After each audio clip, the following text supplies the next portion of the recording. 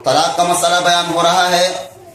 ایک بات ذہن میں ہونی چاہیے کہ طلاق اور زکوٰۃ کا مسئلہ بہت پیچیدہ ہے اسلام میں، بہت باریکی ہے اس میں۔ تو آپ سے مؤدبانہ گزارش ہوگی کہ دھیان دیجیے گا، تب بات سمجھ میں آئے گی۔ طلاق کا مسئلہ چل رہا ہے، ہم نے بتلا دیا تھا پچھلے ہفتہ ہی۔ طلاق اسلام میں 3 طرح کا ہے۔ نمبر 1 طلاق رجعی، طلاق بائن اور طلاق مغلظہ۔ طلاق رجعی، اگر کسی مرد نے کسی عورت کو طلاق دیا تو عدت تک اس کو یہ حق حاصل ہے، اگر وہ رجوع کر لیتا ہے تب وہی رشتہ ہے اس کا میاں اور بیوی کا۔ عام طور پر یہ طریقہ ہم نے بتلایا تھا جو بالکل ناپسندیدہ ہے۔ ویسے تو طلاق جائز کاموں میں اللہ کے ہاں سب سے ناپسندیدہ کام طلاق ہے، لیکن پھر بھی طلاق ایک طرح کا آپشن رکھا ہے اسلام نے کہ لاکھ کھینچنے کے باوجود گاڑی نہیں چل پا رہی ہے تب جا کر کیا ہونا ہے، الگ ہو جانا ہے۔ اور ایسا بالکل عورت پر ظلم ہے کہ ایک عورت اپنی ٹھیک ٹھاک ہے اور مرد آیا کہیں سے طلاق طلاق طلاق، یہ بالکل بھودا، اور حالانکہ طلاق تو ہو جائے گا لیکن بالکل کراہیت والی بات ہے۔ طلاق کا احسن طریقہ کیا ہے؟ پاکی کے حالت میں عورت کو طلاق دیا جائے، وہ بھی کب؟ ایک۔ اس سے پہلے کا پروسیس کیا ہے؟ اس کو سمجھایا جائے، بستر الگ کر دیا جائے، خوب سمجھے دونوں، مرد عورت دونوں۔ لاکھ تجسس کرنے کے باوجود اگر گاڑی نہیں چل پا رہی ہے تب جا کر کیا ہے، ایک طلاق دینا ہے پاکی کے حالت میں، یہ طلاق رجعی کہلائے گی۔ اس کے بعد بھی عدت تک اس کو موقع ہے۔ دونوں میاں بیوی غور کریں کہ اگر ہم الگ ہو جائیں گے تو ہمارے آگے کی زندگی کیا ہوگی، خوب غور فکر کریں اپنے معاملات کا۔ اگر پھر بھی اس فیصلے پر پہنچ گئے کہ الگ ہی ہونا بہتر ہے تو دوسرا طلاق۔ ہاں، ایک طلاق دینے کے بعد اگر عدت میں رجوع کر لیتا ہے، رجوع مطلب اگر میاں بیوی آ کر پہلے طریقے سے رہنے لگتے ہیں تو پھر وہی رشتہ کہلائے گا جو میاں اور بیوی کا تھا پہلے۔ طلاق رجعی کے بعد اگر دوسرا طلاق دیا، طلاق بائن، 2 طلاق کے بعد اس کو کیا کرنا ہوگا؟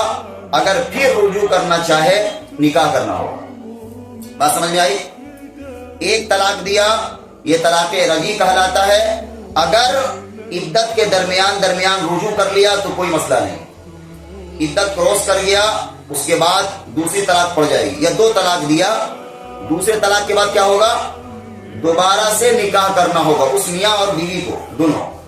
اور تیسرا طلاق ہو گیا تو مسئلہ ختم ہو، طلاق مغلظ اس کو بولتے ہیں۔ تو اسی کا تذکرہ چل رہا ہے۔ آج یہاں سے آیت نمبر 221 سے پڑھنا ہے آگے انشاءاللہ۔ شروع کرتے ہیں۔ کیا فرمایا؟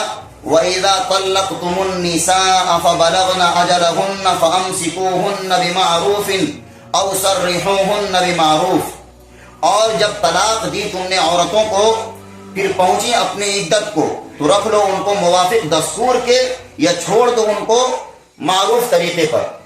وہی بات جو ہم نے سمجھایا آپ کو پہلے، اگر کوئی آدمی 1 طلاق دیا یا 2 طلاق دیا، 2 طلاق دیا اس کو، اب وہ خوب غور فکر کر لے، اگر رکھنا ہے واقعی تو نکاح کے بعد کیا ہو جائے گا، اس کو بھرے طریقے سے رکھ لینا ہے۔ وَلَا تُمْسِكُوهُنَّ ضِرَارًا لِتَعْتَدُوا، اور نہ روکے رکھو ان کو ستانے کے لیے اور نہ ان پر زیادتی کرنے کے لیے۔ کیا کہا؟ مرد کو کہا ہے طلاق دینے کی ذمہ داری کس کی ہے، کس کا حق ہے؟ عورت طلاق دے نہیں سکتی ہے، لے سکتی ہے خلا کے ذریعے، مرد طلاق دے سکتا ہے۔ تو کیا کہا؟ اگر تم کو روکنا ہے تو اچھے طریقے سے روک لو، رکھ لو، ورنہ اگر طلاق دینا ہے تو الگ کر دو۔ یہ نہیں کہ اس کو ستانے کے لیے روکے رکھو۔ مثال کے طور پر کسی کا خوب پارا چڑھا اور اس نے کیا کیا، 3 طلاق نہیں دیا، طلاق دے کر الگ نہیں کیا بلکہ 1 یا 2 دیا اور کہا اگر ہم طلاق دیں گے تو الگ ہو جائے گی، لہذا اس کو کیا کریں گے، ستائیں گے کیسے؟ پھر 1 یا 2 دیا اور اس کو رکھ لیا۔ بات سمجھ میں آ رہی ہے؟ ہوتا ہے کسی کا پارا اتنا چڑھا ہے کہ اگر وہ یہ چاہ رہا کہ 3 دیں گے تو آزاد ہو جائے گی، ختم، تو اس کو کیا کریں، اس کو روک لیتے ہیں اور اس کو کیا کریں گے، ٹارچر کریں گے۔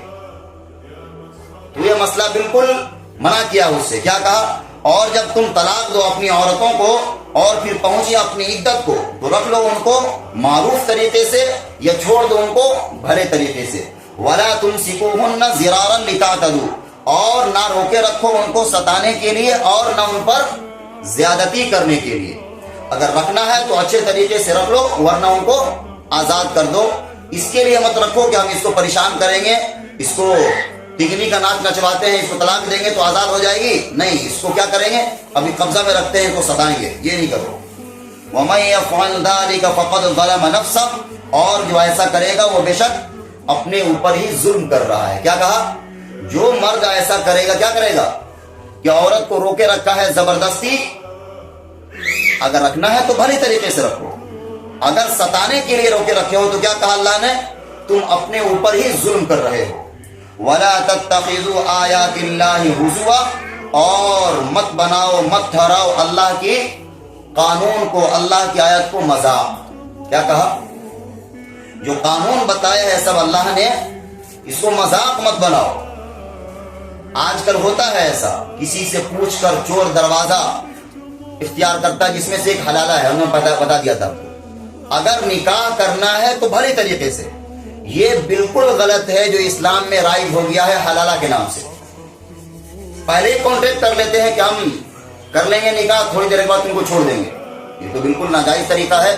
ہاں، اگر اس کو نکاح کرنا ہے تو جیسا ہی پہلے شوہر نے رکھا تھا ویسے وہ بھی رکھے گا.